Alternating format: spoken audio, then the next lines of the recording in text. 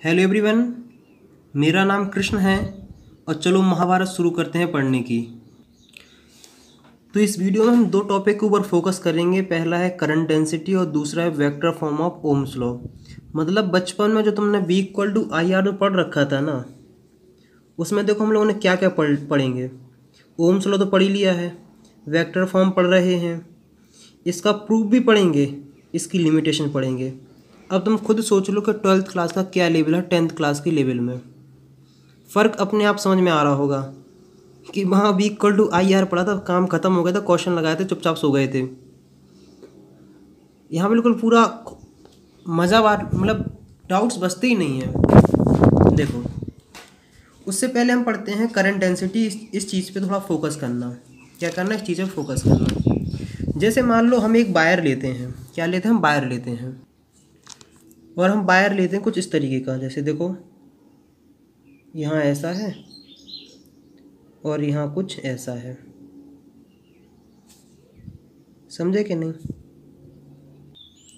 तो हम सिंपल से ऐसा देखते हैं। देखो, तुम्हें कुछ इस तरीके से समझना है, इसको समझना है। तुम्हें जैसे मान लो कोई तुम्हारे पास एक पानी निकलने वाली एक कोई बॉल है, जिसमें पाइप है, जिसमें से पानी निकलता है। तो हम क्या मान के चलते हैं कि यहाँ से वाटर एंटर करता है। क्या करते हैं? यहाँ से वाटर एंटर करता है और यहाँ से वाटर निकलता है। इतना बात समझ में आया है? देखो, जो यहाँ पाइप है वो यहाँ वायर है। वायर मान लो या कंडक्टर मान लो। जो है वाटर है वो यहाँ करंट है। क्या है? करंट है। या फिर मान सकते हैं अमाउंट, चार्ज मान सकते हैं। चलो चार्ज मान लिया है। हमने चार्ज ज़्यादा सही रहेगा, कोई बात नहीं है। इतनी बात तुम्हें आराम से समझ में आ गई होगी। देखो, एरिया तो दोनों में, एरिया तो एरिया रहेगा, एरिया चेंज नहीं होने वाला। एरिया तो बात एक ही समझो, कहीं भी समझो, एरिया एरिया कहलाता है। देखो, current density, amount of charge flowing per second through a unit area held normal to the direction of flow of charge at that point. देखो, आखिर का करंट डेंसिटी पता है क्या है? चार्ज का अमाउंट है जो एक सेकंड में किसी इस क्रॉस सेक्शन एरिया में से गुजरता है। कौन सा? परपेंडिकुलर। वो भी समझाएंगे, उसकी टेंशन नहीं लो। देखो, अभी तुम्हें सिर्फ इतना समझना है कि आखिरकार एक सेकंड में से इस एरिया में से कितना चार्ज फ्लो कर रहा है। समझ रहे? कि मतलब ये समझ लो कि इसे तुम करंट डेंसिटी बोल सकते हो, या फिर बोल सकते हो कि आखिरकार I/A, मतलब पर यूनिट एरिया कितना करंट फ्लो हो रहा है। मुझे पता है बात, पर यूनिट एरिया वाली बात समझ में नहीं आएगी। अब ऐसे समझते हैं। देखो, देखो, एक चीज़ तो तुम्हें बात हो गई होगी कि जितना पानी यहाँ से जाएगा उतना पानी यहाँ से निकलेगा भी। ये तो बात बिल्कुल कन्फर्म है। ऐसे ही यहाँ है कि जितना करंट यहाँ से जाएगा उतना करंट यहाँ से निकलेगा कि नहीं। हमें मान के चलते हैं कि यहाँ का एरिया है वो कितना, मान लो यहाँ से करंट जो एंटर कर रहा है उसकी वैल्यू हम मान लेते कितनी, हमने मान लिया है 49 एम्पियर। क्या मान लिया? 49 एम्पियर। जितना करंट एंटर करेगा उतना ही करंट एग्जर्ट करेगा। 49 एम्पियर यहाँ से निकलेगा। लेकिन दोनों में करंट की डेंसिटी अलग अलग हो जाएगी। करंट समझो, या करंट से बेहतर समझो चार्ज। चार्ज में भी और बेहतर समझो, वो समझो इलेक्ट्रॉन। मतलब इलेक्ट्रॉन जितने यहाँ से एंटर करेंगे उतने ही इलेक्ट्रॉन यहाँ से निकलेंगे। जैसे यहाँ वाटर के जितने मॉलिक्यूल्स एंटर करें तो उतनी वाटर मॉलिक्यूल्स निकलेंगे भी। ये बात कन्फर्म है। लेकिन यहाँ डेंसिटी अलग होगी और यहाँ डेंसिटी अलग होगी। उसी चीज़ के बारे में डिस्कशन करता है क्या? Current density. वही चीज़, ये समझ लो कि इसी प्रकार के बारे में बात की जाएगी। तो हमने सादा सिंपल से डेफिनेशन लिख लिया। अभी फुल एक्सप्लेनेशन समझेंगे, घबराओ नहीं। लेकिन उससे पहले हम क्या बता दें, अब तुम्हारे दिमाग में आ रहा होगा करंट डेंसिटी वेक्टर क्वांटिटी है स्केलर क्वांटिटी। हम कहेंगे वेक्टर क्वांटिटी। क्यों है वेक्टर क्वांटिटी? क्योंकि इसके साथ डायरेक्शन भी हो, मैग्नीट्यूड भी है। एक चीज़ याद रखना, करंट वेक्टर क्वांटिटी नहीं है, लेकिन करंट डेंसिटी वेक्टर क्वांटिटी है। इस पे कई बार क्वेश्चन आ जाते हैं कंपटीशन एग्जाम में कि बच्चों को डाउट, देखो जहाँ से कन्फ्यूजन है वहीं से क्वेश्चन है। क्वेश्चन ऐसे पुट किया जाएगा कि बताओ ये करंट डेंसिटी वेक्टर है कि स्केलर। तुम सोचोगे यार करंट, जब हम करंट को बहुत अच्छे से पढ़ लेते हैं बच्चे, तो सोचते हैं करंट डेंसिटी भी स्केलर क्वांटिटी होगी, वेक्टर नहीं होगी, तो लगा के आते हैं वेक्टर नहीं है स्केलर है, तो वहीं क्वेश्चन गलत हो जाता है। तो हमने क्या देखा कि ये वेक्टर क्वांटिटी है, इस चीज़ का हमेशा याद रखना। देखो अब तुमने पूछा होगा कि आखिरकार इसका जब ये वेक्टर क्वांटिटी है तो इसका कोई ना कोई तो डायरेक्शन होगा कि नहीं, आखिरकार कोई ना कोई तो डायरेक्शन होगा। तो करंट डेंसिटी का वही डायरेक्शन है जो डायरेक्शन करंट का है, मतलब जिस साइड पॉजिटिव चार्ज जा रहे होते हैं, जिस साइड पॉजिटिव चार्ज जा रहे हैं वही डायरेक्शन होता है करंट डेंसिटी का। अब तुमने कहा कि हमने जान लिया वेक्टर क्वांटिटी है, ये उसका डायरेक्शन बता दिया। अब दूसरी बात आती है कि इसका सिंबल किस तरीके से रिप्रेजेंट करते हैं। इसे जे से रिप्रेजेंट करते हैं, वेक्टर क्वांटिटी होने की वजह से ऊपर इसके ऊपर तीर आता है। ये डेफिनेशन रही, वेक्टर क्वांटिटी है, डायरेक्शन देख लिया है और सिंबल देख लिया है। अब आते हैं एक्सप्लेनेशन पे कि किस तरीके से तुम्हें देखने को मिलेगी। तो हम क्या देखते हैं कि 49 एम्पियर का करंट एक, मतलब ये सोचते हैं कि इतना, मतलब 49 कूलम चार्ज 1 सेकंड में इसमें से एंटर हुआ, तो इतना हो जाएगा 49 एम्पियर उसका करंट भी हो जाएगा। इस यहाँ का हम एरिया मान लेते हैं, वो मान लेते हैं कितना, हमने मान लिया है 7 मीटर स्क्वायर। कितना मान लिया है, 7 मीटर स्क्वायर। और इस वाले का एरिया मान लिया हमने 3.5 मीटर स्क्वायर। तो हम निकालेंगे कि आखिर इस जगह करंट डेंसिटी क्या होगी और इस जगह करंट डेंसिटी क्या होगी। देखो करंट डेंसिटी का फॉर्मूला क्या होता है, देखो current upon area, current upon area, उस समय का क्रॉस सेक्शन एरिया क्या आखिरकार कितना है। मतलब अभी तो ये मान के चलते हैं क्रॉस सेक्शन एरिया ऐसा है, तो वो एंटर भी ऐसी परपेंडिकुलर कर रही, कोई दिक्कत नहीं है। तो हमने क्या देखा, भी हम वेक्टर क्वांटिटी डायरेक्शन में बाद में बात करेंगे। हमने देखा करंट कितना एंटर कर रहा है, हमने देखा 49 एम्पियर, और एरिया कितना हम कहेंगे 7। तो इसका करंट डेंसिटी की वैल्यू पता है कितनी आई है, इसकी वैल्यू आई है 7, देखो एम्पियर पर मीटर स्क्वायर। हाँ अब यूनिट भी अपन ने निकाल ली, यूनिट निकालना कोई रॉकेट साइंस नहीं है, ऊपर की यूनिट लिखो नीचे की यूनिट लिखो, जितना सिंपल कर सको उतना सिंपल लिखो, उसका आंसर लिख दो, लिख दिया है। तो अगर कोई तुमसे पूछे करंट डेंसिटी की यूनिट क्या होती है, तो हम कहेंगे एम्पियर पर मीटर स्क्वायर, इसकी ऐसा यूनिट होती है। कैसे बनी है, आई अपॉन ए से, इसकी एम्पियर होती है, नीचे की मीटर स्क्वायर होती है, तो एम्पियर मीटर स्क्वायर हो गई कहानी, काम खत्म, टेंशन लेना ही नहीं है। अब सॉरी हमने इसकी चलो कोई बात नहीं, हम ये लिख देते हैं, हमने लिख दिया है current upon area 49 upon 7 ampere per metre square, इसकी ये आ गई करंट डेंसिटी इस समय की। क्या है, करंट डेंसिटी इस समय की। अब निकालते इस पॉइंट की, तो यहाँ करंट कितना 49 आ रहा है और एरिया कितना है 3.5, तो इसका जो तुम करके लागू आएगा 14 एम्पियर पर मीटर स्क्वायर। अब इन दोनों का मतलब समझोगे, एक जगह तुम्हें करंट डेंसिटी की वैल्यू आ रही है 7 और दूसरी जगह करंट डेंसिटी की वैल्यू आ रही है 14। इसका मतलब समझो, इन दोनों का मतलब समझो। इसका मतलब यह है कि यहाँ करंट की डेंसिटी ज़्यादा है, मतलब सॉरी यहाँ करंट की डेंसिटी कम है इसके कंपैरिजन में। तो हम क्या कह सकते हैं कि यहाँ क्या हो रहा है, यहाँ इलेक्ट्रॉन दूर दूर, मतलब यहाँ चार्ज दूर दूर है, लेकिन यहाँ करंट डेंसिटी ज़्यादा, तो यहाँ करंट ज़्यादा, मतलब इलेक्ट्रॉन की डेंसिटी ज़्यादा देखने को मिल रही है। मतलब हल्का फुल्का से समझेंगे तब आएंगे, उससे आगे जितनी बात है वो भी हम करेंगे, तब और अच्छे समझ में आता जाएगा। इतना तुमने जान लिया है, इसका मतलब भी जान लिया कि करंट डेंसिटी का कैसे निकालना, किस तरीके से होता है। अब उसमें एक बात तुमने क्या कही है, सबसे अगर इम्पोर्टेंट बात डिस्कस करते हैं। देखो amount of charge flowing per second through a unit area held normal to the direction of the flow of the charge. इस बात का तुम्हें समझने वाली बात है, क्या है, इस बात को समझते हैं। अब बात ऐसी होती है कि ज़रूरी नहीं है कि ये जो एरिया है और जो करंट आ रहा है ये एक दूसरे के हमेशा परपेंडिकुलर ही हो, है क्या हो, हमेशा परपेंडिकुलर ही हो। या फिर हम कह सकते हैं कि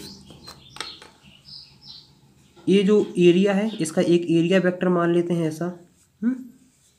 और जो करंट डायरेक्शन है इसका हमेशा थीटा की वैल्यू 0 ही हो, कई बार कुछ भी हो सकती है, क्योंकि कंडक्टर का देखो ऐसे ही मान सकते हैं कि कंडक्टर ऐसा है, मतलब ऐसा है, तो इसका जो नॉर्मल वेक्टर हम ऐसे निकालते हैं, और जबकि करंट का डायरेक्शन ऐसा है, तो मतलब इन दोनों में कुछ ना कुछ तो एंगल बन सकता है। कई कंडीशन है, कुछ भी बन सकता है। तो इस बात में हम लोग किस तरीके से क्वेश्चन करेंगे। और देखो इसमें अपन को एक चीज़ लेना है कि हमें वही कंपोनेंट लेना है जो नॉर्मल हो किसके, सरफेस एरिया के।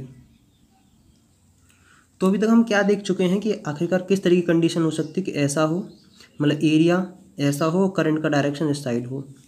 तो हमने क्या कहा है कि हमें वही कंपोनेंट लेना है जो किसके साथ आए, करंट के साथ आए। तो जैसे मान लो ए एरिया का वेक्टर हम ए मान लेते हैं, एरिया वेक्टर ए। तो इसका तुम कंपोनेंट करने जाओगे तो इसके कंपोनेंट हो जाएंगे क्या, एक कंपोनेंट इसका ये हो जाएगा, एक कंपोनेंट इसका ये हो जाएगा। तो ये हो जाएगा ए कॉस थीटा और ये हो जाएगा ए साइन थीटा। तो हम सिर्फ इस कंपोनेंट को लेंगे, इस कंपोनेंट की वजह से सारी केसेस बनेंगे। तो हम क्या देख सकते हैं, अगर इन देखो अगर मान लो करंट का डायरेक्शन ऐसा है और जो एरिया है उसका नॉर्मल वेक्टर, याद रखना एरिया का नॉर्मल वेक्टर। देखो दो बात हो सकती हैं कि अगर मान लो यहाँ बात कर रहे हैं तो हम कह रहे हैं कि ये एरिया है, करंट ऐसा परपेंडिकुलर जा रहा है। अब इसी को समझते हैं, ये एरिया है, ये एरिया का नॉर्मल वेक्टर है और करंट इसके पैरेलल जा रहा है। दो बात हो सकती हैं, देखो याद रखना, कहने का दोनों का अलग अलग मतलब है। ये एरिया का जो नॉर्मल वेक्टर है इसके साथ ये पैरेलल है, जबकि एरिया के साथ ये परपेंडिकुलर है, और दोनों का मतलब एक ही है। तुमने क्या देखा कि अगर थीटा हो ऐसे, तो तुम्हें ये वाला कंपोनेंट लेना जो इस करंट के साथ में जाए। तो करंट डेंसिटी का क्या हो सकता है, आई इक्वल टू क्या, आई अपॉन ए कॉस थीटा, क्योंकि हमें ये वाला कंपोनेंट लेना है नॉर्मल वेक्टर का। तो हम क्या देखते हैं कि हमारे पास इतना काम निकल आया है। तो आई का वैल्यू तुम्हारे पास क्या आ गया है, वो आ गया है जे ए कॉस थीटा। अब एक चीज़ तुम जानते होगे कि जहाँ एक कॉस थीटा आता है दो कंपोनेंट, दो क्वांटिटी के बीच में, तो इसको हटाने के लिए अगर तुम वेक्टर में लिखने के लिए जाते हो तो ऐसे जे क्रॉस ए क्रॉस, जैसे कॉस थीटा हो तो ऐसे लिख सकते हो, अगर ऐसा हो तो इसको ऐसे लिख सकते हो। इस बात को तुम समझ सकते हो। क्या हो, इस चीज़ को तुमने आराम से समझ लिया होगा। तो हमने क्या देखा कि हमारे पास करंट का एक फॉर्मूला आ गया है, वो आ गया है जे क्रॉस ए। कितनी बेहतरीन बात है कि करंट डेंसिटी भी एक वेक्टर क्वांटिटी है, इसका ये भी वेक्टर क्वांटिटी, क्योंकि एरिया को नॉर्मल वेक्टर निकालते हैं, जबकि जो करंट है वो वेक्टर क्वांटिटी नहीं है, याद रखना। तो हमने इतना चीज़ जान लिया है। अब कई बच्चे होंगे, विद्वान होंगे, जो कहेंगे भैया इसकी आप डायमेंशन ही बता दो। मैं कहूँगा बेटा डायमेंशन कोई बड़ी बात नहीं होती है। हम कहेंगे डायमेंशन लिखना कोई भी बड़ी बात नहीं है। सबसे पहले फॉर्मूला लिखो आई अपॉन ए, इसका डायमेंशन लिखो, इसका डायमेंशन लिखो। इसका डायमेंशन क्या होता है, एम्पियर, क्योंकि एम्पियर 7 फंडामेंटल डायमेंशन के अंदर आती है। और इसकी लेंथ हो जाएगी एल स्क्वायर, तो ए एल माइनस 2, ये रहा डायमेंशन किसका, करंट डेंसिटी का। इतना सिंपल सा रहा, मुझे उम्मीद है तुम्हें काफ़ी हद तक समझ में आ गया होगा।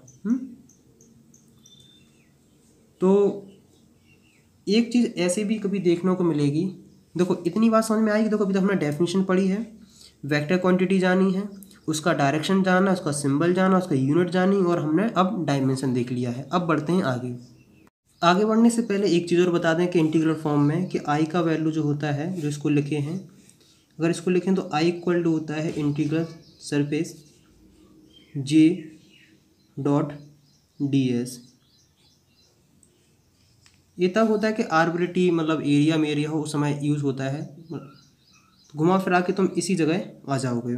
मतलब इस चीज़ को अगर याद रखना, अगर कहीं जनरली यूज़ हो तो, क्योंकि इसका मतलब अगर इंटीग्रल फॉर्म में इसका ये फॉर्मूला भी होता है। अगर ये समझ में नहीं है तो ज़्यादा परेशान नहीं होना, क्वेश्चन करोगे तो आ जाएंगे। अब जो दूसरे के ऊपर हम बात करने वाले हैं, जिसका नाम है vector form of Ohm's law. क्या है, वेक्टर फॉर्म। इंटरेस्टिंग है। देखो ये वाला टॉपिक हमने इसलिए पढ़ा है ताकि हम ओम्स लॉ का वेक्टर लॉ समझ सकें, वेक्टर फॉर्म समझ सकें। देखो हम क्या जानते हैं, तुम इस चीज़ को समझना। जैसे ये क्या है, कंडक्टर है, वायर मतलब एक रॉड मान ली है। इसमें अगर हम बैटरी लगाते हैं तो यहाँ पॉजिटिव आता है, यहाँ नेगेटिव आता है। कन्फर्म है, इतना तो जानते हो। और इलेक्ट्रिक फील्ड इसके बीच में होती है ई इलेक्ट्रिक फील्ड। और इस कंडक्टर की लेंथ है एल। कन्फर्म है, यहाँ तक तो कोई दिक्कत नहीं आनी चाहिए। और इसका वोल्टेज बी है। देखो इसमें इलेक्ट्रिक फील्ड की वैल्यू है ई। हम मान के चलते हैं, अगर मान लो तुम्हें नहीं पता है कि कितना वोल्टेज अप्लाइड हो रहा है, बस तुम्हें पता है कि आखिरकार इस कंडक्टर के अंदर कितनी इलेक्ट्रिक फील्ड है। देखो, और दूसरी बात ये है कि आखिरकार इस कंडक्टर की लेंथ कितनी है। तो तुम बता सकते हो कि इन दोनों बीच के टर्मिनल जो हैं, इन दोनों के बीच में कितना पोटेंशियल डिफरेंस है। जैसे हम मान के चलते हैं कि अपने पास ई की वैल्यू है 10 और एल की वैल्यू है 2, तो पता है वोल्टेज डिफरेंस इन दोनों के बीच में पता कितना होगा। बी इक्वल टू होता है ई एल। वी की वैल्यू आएगी 10 × 2 जो हो जाएगी 20 वोल्ट। मतलब इस पॉइंट से लेके इस पॉइंट के बीच में पोटेंशियल डिफरेंस है 20। तो ये भी कह सकते हैं कि इस बैटरी का पोटेंशियल डिफरेंस है 20 वोल्ट। धीमे धीमे हर चीज़ और भी समझ में आएगी, घबराओ नहीं। अब हम आते हैं ओम्स लॉ पर। तो ओम्स लॉ क्या होता है, V equal to I R. इतना तो बेसिक वाली चीज़ बच्चे हर कोई जानता है, क्योंकि 10th क्लास में बड़े अच्छे से पढ़ी होगी, 9th 10th में। अब तुम एक चीज़ क्या जानते हो कि हमारे पास इतना हो गया है। आर का फॉर्मूला अगर तुम्हें गलती से याद हो तो आर इक्वल टू, सदियों पहले मैंने पढ़ाया था पिछली वीडियो में, R equal to rho L upon A. तो क्या लिख देंगे, आई रो एल अपॉन ए। रो क्या है, इसकी डेंसिटी है, मतलब रेजिस्टिविटी है। एल क्या है, इसकी लेंथ है। और एरिया इसका क्रॉस सेक्शन एरिया है। ए क्या है, क्रॉस सेक्शन एरिया। ए हम मान के चलते यूनिफॉर्म क्रॉस सेक्शन एरिया है। इतना बात समझ में आ गया कि नहीं।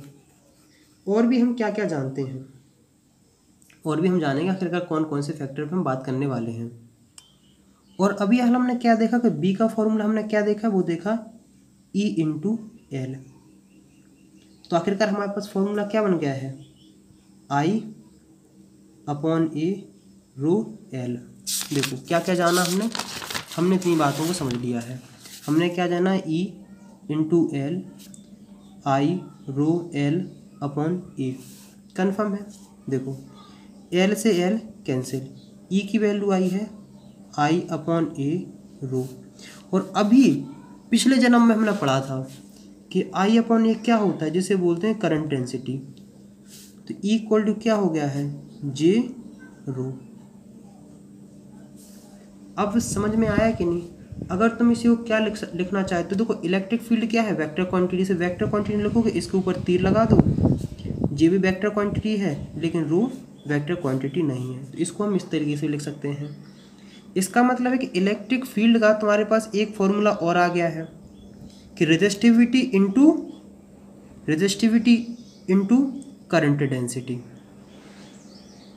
तो देखो अगर मान लो तुम एक किसी पॉइंट पे मान लो क्या निकालना चाहते हो, इलेक्ट्रिक फील्ड की वैल्यू निकालना चाहते हो, तो उस पर सबसे पहले तुम्हें करंट डेंसिटी पता होना चाहिए और इस मटेरियल की तुम्हें क्या होना चाहिए, रेजिस्टिविटी पता होना चाहिए।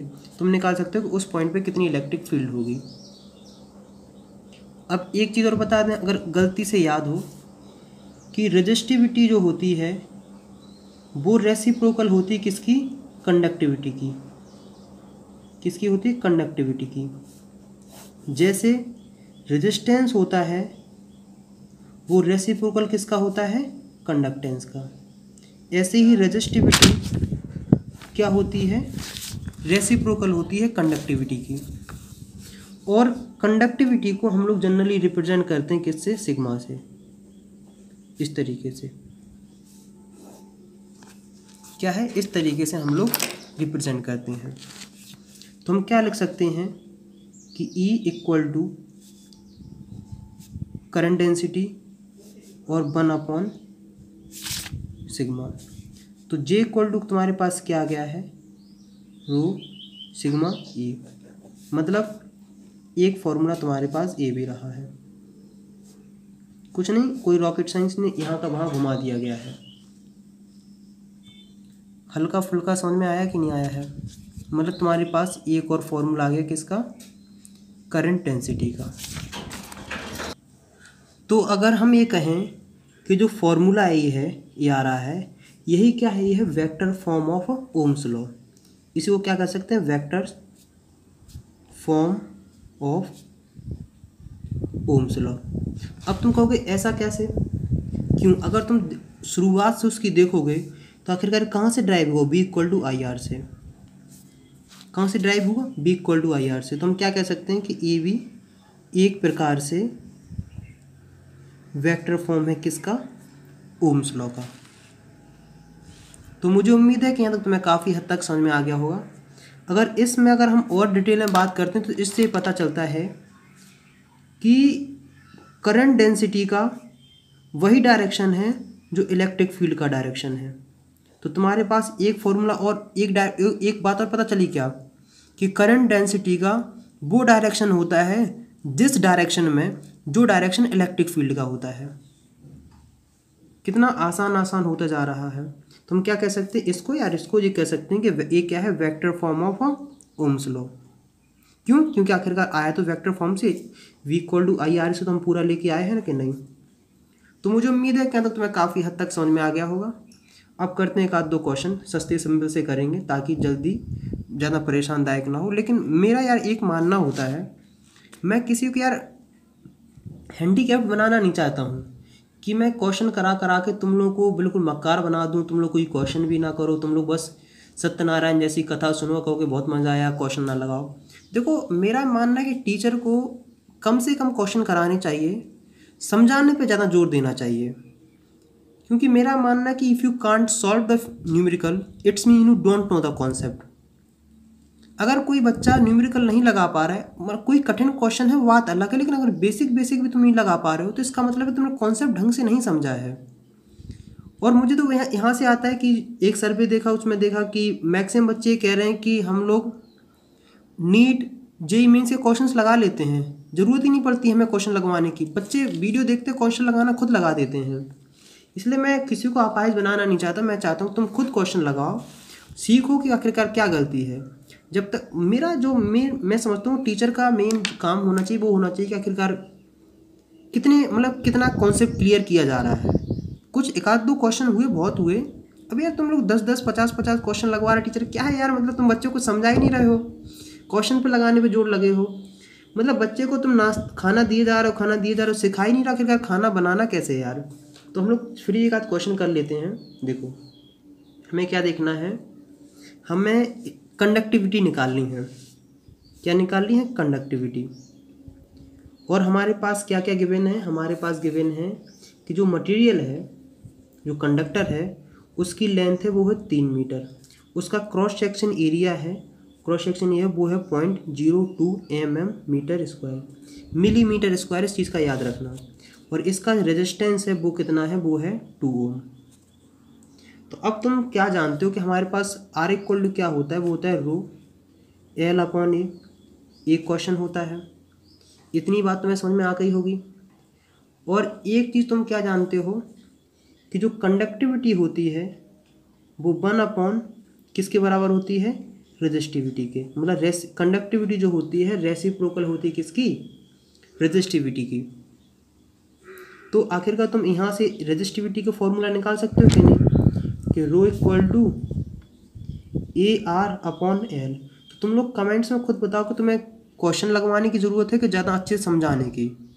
क्योंकि यार देखो कॉन्सेप्ट समझोगे तो कॉन्सेप्ट काम आएगा एग्जाम में, हमारे क्वेश्चन लगवाने काम नहीं आएंगे। क्योंकि जितने ज़्यादा तुम क्वेश्चन लगाओ उतना ज़्यादा तुम्हें मज़ा आएगा। देखो तो हम लोग क्या करते हैं, हम रेजिस्टिविटी की वैल्यू निकालते हैं। Resistivity equal to area. सबसे पहले हर चीज़ को एक ऐसा यूनिट में लाने की कोशिश किया करो।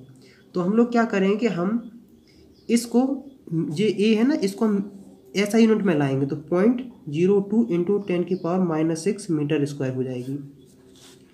तो ए की वैल्यू है ए आर अपॉन एल। तो रेजिस्टिविटी का फॉर्मूला क्या हो गया, वो हो गया 1 upon A R upon L, L upon A R. Confirm. तो हम क्या रखते हैं, एल की वैल्यू रखते हैं 3 मीटर, ए की वैल्यू 0.02 इंटू 10⁻⁻6 इंटू 2। सॉल्व करके लाओगे आंसर आ जाएगा, कोई रॉकेट साइंस नहीं है मेरे हिसाब से। तो आंसर जो तुम्हें देखने को मिलेगा वो आएगा, करो और क्या करो, 75 इंटू 10⁻6, हाँ, और पर मीटर। हाँ, अब तुम्हारे दिमाग में एक क्वेश्चन आ रहा होगा कि आखिरकार जो कंडक्टिविटी होती है उसकी यूनिट कैसे हम लोग बनाएं। क्या हो, कंडक्टिविटी की यूनिट कैसे बनाएं। अगर देखो कंडक्टेंस है, कंडक्टेंस की तुम्हें यूनिट पता करनी तो कैसे होगी पता है, ओम का जस्ट अपोजिट। तो इसकी कंडक्टेंस की यूनिट हो जाती ऐसे, जहाँ ओम लिखते हैं शायद एम इसकी मो लिख लेते हैं इसकी यूनिट, क्योंकि जस्ट इसका अपोजिट करना स्टार्ट कर देते हैं। बस तुम्हें क्या नाम है, रेजिस्टिविटी की यूनिट पता होनी चाहिए, तुम कंडक्टेंस की अपने आप निकाल दो। रेजिस्टिविटी की अगर फॉर्मूला देखें तो रेजिस्ट इक्वल क्या होता है, ए आर अपॉन एल, इससे हो जाएगा। तो इसकी हो जाती है ओम मीटर, रेजिस्टिविटी की यूनिट ओम मीटर होती है, तो कंडक्टेंस की यूनिट होगी पर ओम पर मीटर। कोई दिक्कत नहीं, कोई समस्या नहीं। अगर यहाँ तक वीडियो देख रहे हो और चाहते हो कि हमारी थोड़ी सी हेल्प हो, हम ज़्यादा मतलब थोड़ा अच्छे से ग्रो कर सकें, देखो अपन को झूठ बोलने की आदत नहीं है, फालतू में नहीं बोलते हैं कि फलाना ढिकाना ढिमकाना। देखो अपन बिल्कुल रियलिटी बात करते हैं, ऑथेंटिक प्रैक्टिकल, बिल्कुल सही सही। तो मैं इसलिए बोलता हूँ कि देखो यार शेयर करोगे तो ज़्यादा बच्चे तक पहुँचेंगे, ज़्यादा बच्चे तक पहुँचेंगे तो ज़्यादा बच्चे इंगेज होंगे। तो इसलिए मैं बोलता हूँ, तो अगर लगता है कि कुछ हेल्प मिलेगी, कुछ हमारा सपोर्ट करना चाहते हो, तो कम से कम 3 फ्रेंड के साथ ये वीडियो जरूर से ज़रूर शेयर करें। कोई दिक्कत, कोई समस्या, कोई डाउट्स हो कमेंट्स में लिखें, सॉल्व करेंगे। जो भी आजकल तो बच्चे हर टॉपिक से रिलेटेड पूछ रहे हैं कि भैया जेईई मेंस में कौन सी बुक लें, नीट के लिए एनसीईआरटी सफिशिएंट है, फिजिक्स में क्या लें। मतलब एक हमने देखा तो एक नया क्या बोलते हैं, नया एक प्लेलिस्ट बना दी जिसमें क्वेश्चन से रिलेटेड बात करेंगे, क्योंकि यार ये भी बहुत हेल्पफुल है कि आखिर प्रॉपर गाइडेंस मिलना। तो ये सोच लो कि एक गाइडेंस के लिए मैंने एक नया काम स्टार्ट कर दिया कि तुम्हारे क्वेश्चन करो उसके आंसर देंगे। तो नेक्स्ट वीडियो में मिलते हैं नेक्स्ट टॉपिक के साथ, तब तक बाय बाय।